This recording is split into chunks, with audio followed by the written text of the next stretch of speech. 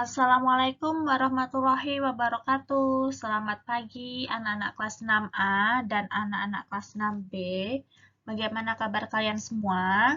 Semoga selalu dalam keadaan sehat ya. Nah, hari ini kembali lagi dengan Bu Vita dalam pembelajaran home learning. Kali ini Ibu akan menyampaikan materi pembelajaran tematik. Sebelum belajar, jangan lupa kalian berdoa terlebih dahulu ya. Nah, kemarin kalian sudah mempelajari tema 2, subtema 3 yang pembelajaran 1 sampai 4. Masih ingat ya materinya? Kemarin kalian sudah mengenal kata baku. Nah, untuk kalimat efektif nanti Ibu jelaskan di materi yang hari ini ya, Nak ya. Nah, kemudian manfaat tumbuhan dan hewan serta cara merawatnya seperti apa. Kemudian makna proklamasi kemerdekaan bangsa Indonesia itu apa, kemudian ada pola lantai, tari, ya, kemudian rasa persatuan dan kesatuan serta manfaatnya bagi kehidupan itu seperti apa. Nah, hari ini langsung saja kita mulai ya pembelajaran yang 5 dan 6. Nah, di sini ada tari Jepen ya. Tari Jepen itu merupakan salah satu tarian tradisional dari Kalimantan Timur yang terinspirasi dari kebudayaan Melayu dan budaya Islam. Nah, pada dasarnya gerakan dalam tarian ini sangat kental akan nuansa Melayu. Jadi, di Indonesia itu banyak sekali ya tarian ya, pokoknya yang daerah Indonesia Utara ya, Nak ya, itu uh, masih ya atau tercampur ya Nak, tercampur dengan budaya Melayu. Nah, di sini misalnya ya, di sini ada tari zapin, dana, bedana ya. Itu adalah tari yang tercampur oleh budaya Melayu. Nah, kemudian dalam pertunjukannya, tari Jepen itu terdiri dari dua jenis.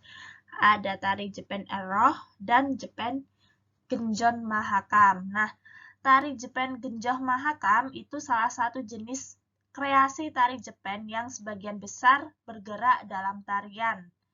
Ini memang murni dari tari Jepen itu sendiri ya. Kemudian kalau tari Jepen Eroh itu merupakan tarian yang tidak meninggalkan gerakan aslinya seperti ragam penghormatan, ragam gelombang, ragam samba setangan, samba penuh, gengsot, anak, dan lain-lain. Nah, perbedaannya itu ya. Kemudian dalam pertunjukannya, penari menari dengan balutan busana perpaduan khas Melayu yang kental akan nuansa Islami dan campuran busana khas Indonesia, ya, serta diiringi dengan musik tingkilan.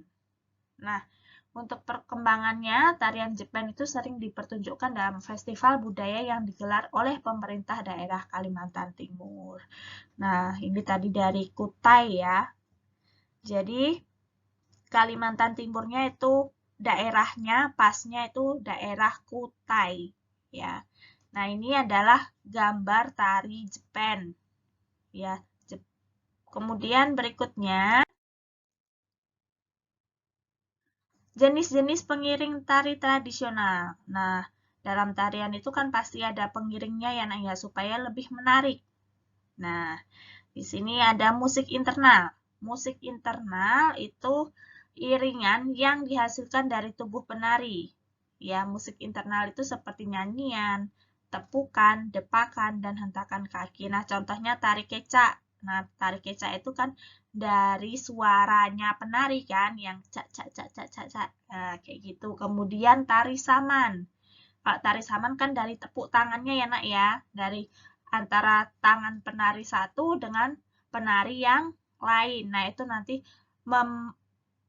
menimbulkan ya suatu bunyi atau iringan. Nah, dan Sayudati dari Aceh. Kemudian untuk jenis yang kedua itu ada musik eksternal.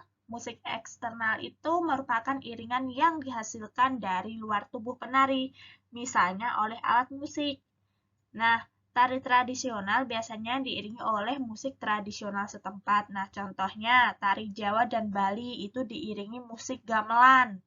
Kalau tarian dari Jakarta itu diiringi musik gambang kromong. Nah, kalian sudah mempelajari tari ondel-ondel ya, tari ondel-ondel yang di pembelajaran PLBJ. Nah, itu kan diiringi oleh musik gambang kromong. Nah, di sini Ibu punya, ini adalah tari Seudati dari Aceh. Ya, kemudian ini ada anak-anak Bali ya, anak-anak Bali sedang memainkan musik gamelan. Nah, oke, baik, berikutnya. Nah, sekarang kalimat efektif. Sebenarnya kemarin di tugas yang di pembelajaran 1-2 ya, khususnya di pembelajaran 1 itu kan sudah ada kalimat efektif. Tapi Ibu belum mengenalkan ke kalian ya. Karena Ibu mau mengenalkan dan membahas lebih lanjut di materi yang sekarang. Kalau kemarin Ibu masih mengenalkan ke kalian itu adalah kata baku ya. Jadi, sekarang apa sih kalimat efektif? Nah, kalimat efektif itu merupakan kalimat yang telah memenuhi standar kaidah tata bahasa yang benar, memiliki gagasan atau ide yang jelas di dalamnya, memiliki esensi yang jelas dalam penyampaian maksud dan tujuan, serta ya tidak berlebihan atau pemborosan ya nak dalam menggunakan kata. Nah, syarat kalimat efektif yang pertama adalah mudah dimengerti oleh pembaca. Jadi tidak berbelit-belit. Ya. Kalau dalam Jawa orang bulet ya. Nah, kemudian yang kedua, pada kalimatnya tidak multitafsir. Jadi tidak ada dua pengertian ya. Multitafsir itu adalah dua penafsiran atau dua pengertian. Ya. Jadi kalau misalkan tujuannya hanya satu, ya satu saja, nggak boleh lebih dari dua. Nah, itu nanti akan menyebabkan kalimat itu menjadi kalimat yang tidak efektif. Ya. Kemudian yang ketiga, tidak berpotensi menimbulkan kesalahan pahaman bagi pembaca. Jadi harus jelas supaya tidak salah paham yang membaca kalimat tersebut. Ya. Kemudian yang keempat, tidak melakukan pemborosan kata. Jadi tidak perlu kita mengulang-ulang kata. Ya. Jadi harus singkat namun jelas, ya. Kemudian bersifat sistematis. Nah, kemudian ciri-ciri kalimat efektif itu berbentuk paralel. Ya, struktur yang sepadan. Tidak berlebihan dalam penggunaan kata, kecermatan penalaran, gagasan yang padu, bahasa yang logis, ketepatan pemilihan kata. Nah, berikutnya. Nah, di sini sekarang ada contoh kalimat efektif. Nah, ini nanti di buku kalian juga ada ya. Nanti silahkan kalian lihat di buku kalian. Di sini Ibu hanya mengambil beberapa contoh saja ya. Nah, sekarang Ibu akan menjelaskan satu persatu ya nak ya. Di sini yang contoh pertama, ada tugas utama seorang guru ialah mengajar, meneladani, dan mendidik. Itu yang kalimat efektifnya. Yang tidak efektif, tugas utama seorang guru ialah mengajarkan, belajar, dan usaha. Nah, di sini adalah penggunaan dalam imbuhan ya yang tidak sesuai ya. Kemudian tugas seorang guru ialah mengajarkan belajar. Nah, itu kan juga sudah salah ya. Baik, berikutnya yang kedua, Ita adalah anak yang suka membantu, sedangkan Ruli adalah anak yang usil. Nah, yang tidak efektif, Ita adalah anak yang penyayang dan Ruli adalah anak yang jahil. Nah, di sini adalah dari penggunaan kata hubung. Kalau yang efektif itu adalah sedangkan, kalau yang tidak efektif adalah dan.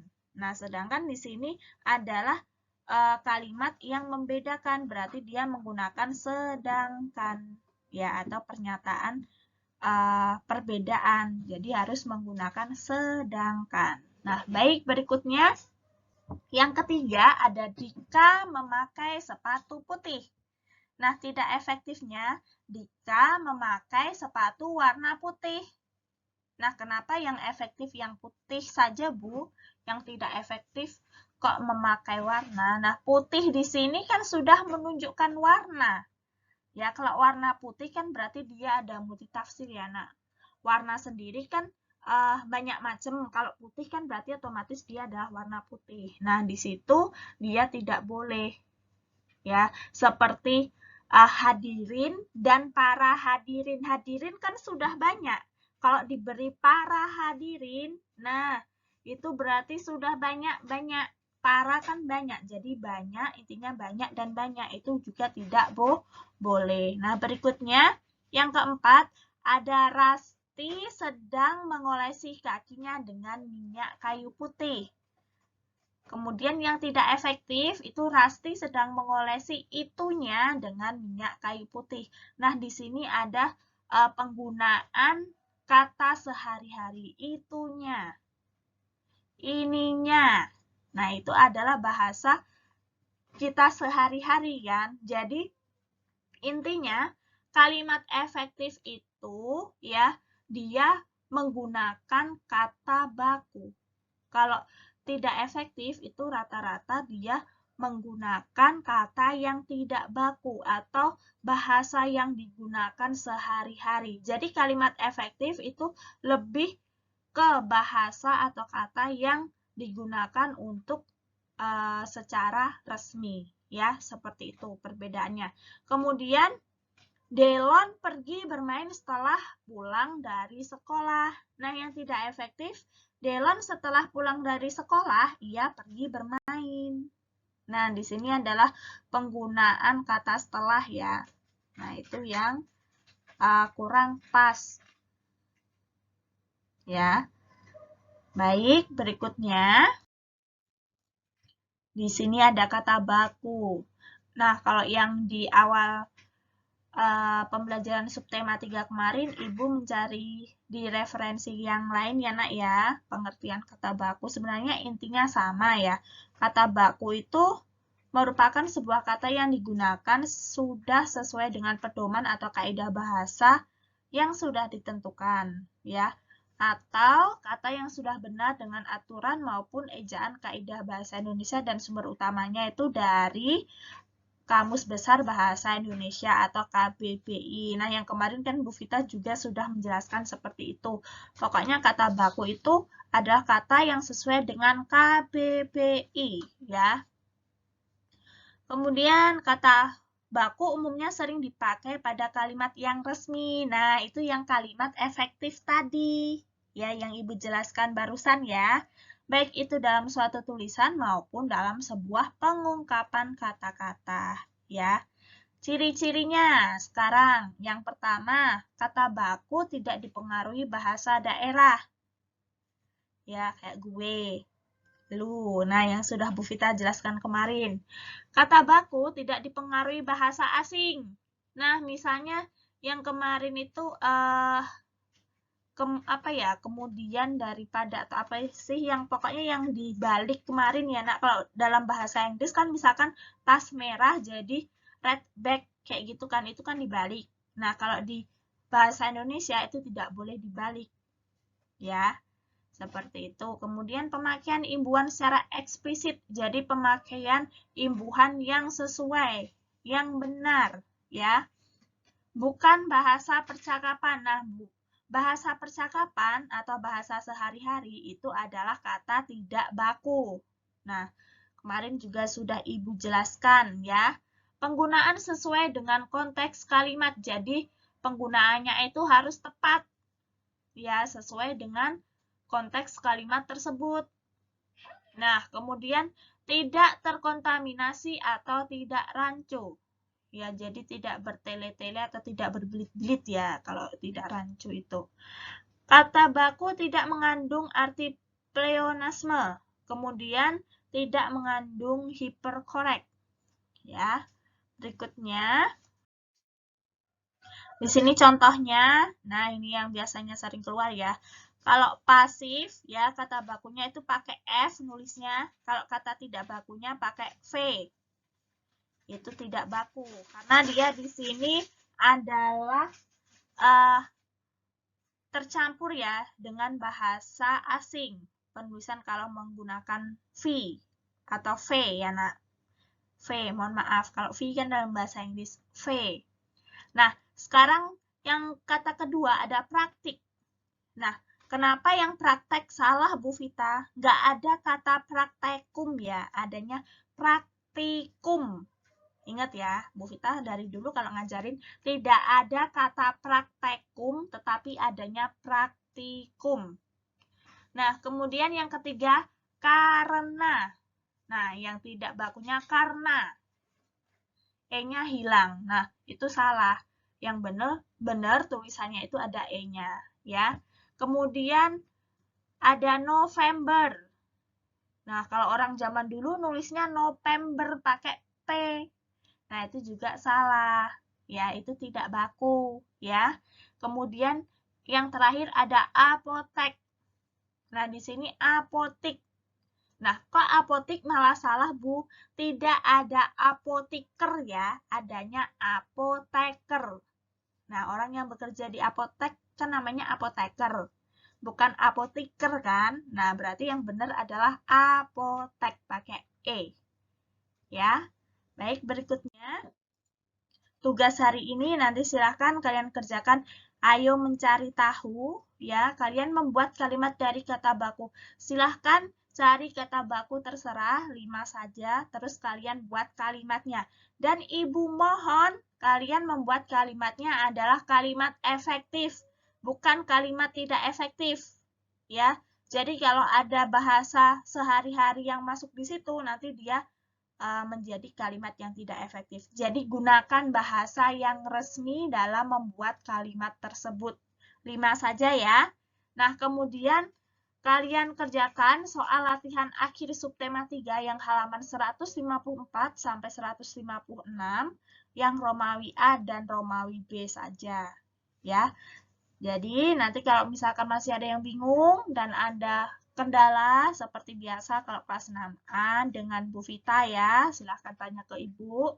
Kalau kelas 6B nanti silahkan tanya ke Bu Mega. Ya, baik. Ibu ucapkan terima kasih banyak sudah menyimak video pembelajaran Ibu hari ini. Semoga ilmunya bermanfaat.